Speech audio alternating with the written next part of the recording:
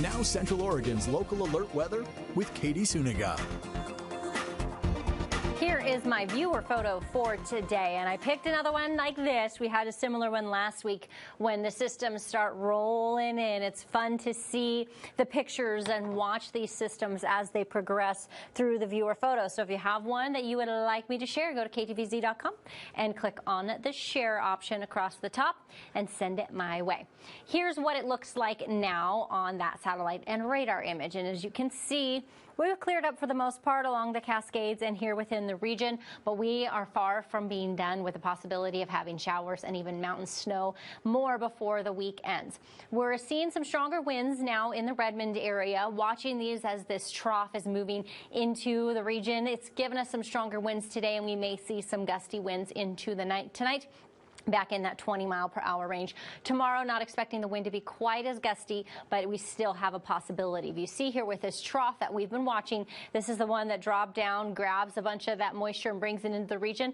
It's shortening up and widening a bit more than it's actually shifting into the region, and you'll notice that that does grab that moisture and bring it right up here. Now, the northwest corner of the state and up into Washington is getting a brunt of this. We're still seeing some impacts here within the region. One of the things we've seen, we had several watches and warnings in place, but now it looks like we've backed off a bit. So we do have that aerial flood watch that starts in Portland, goes all the way up along the coast, and you can see that into other parts of the region. We did have others in place, but those have lifted, so things seem to be calming down just a bit. Not quite as bad as it was. There is some avalanche warnings still in some places across the region. Now here's a look at our future track. You'll notice as we get this camera going that we do not see anything until we really get to those early morning hours. And now we're looking at mostly rain. The blue is the snow, the pink is the mix, the dark yellow, that's heavier rain. And as we go through the morning, some gets into the upper elevations, all along the Cascades. Now we're starting to see some sprawl out into other parts of the region by tomorrow, late afternoon, early evening. That hangs out with us for a bit. We do back off, but then it comes right back in. And then as we get into Wednesday morning, things have cooled off for us. Now we're starting to see some more snow on the Cascades.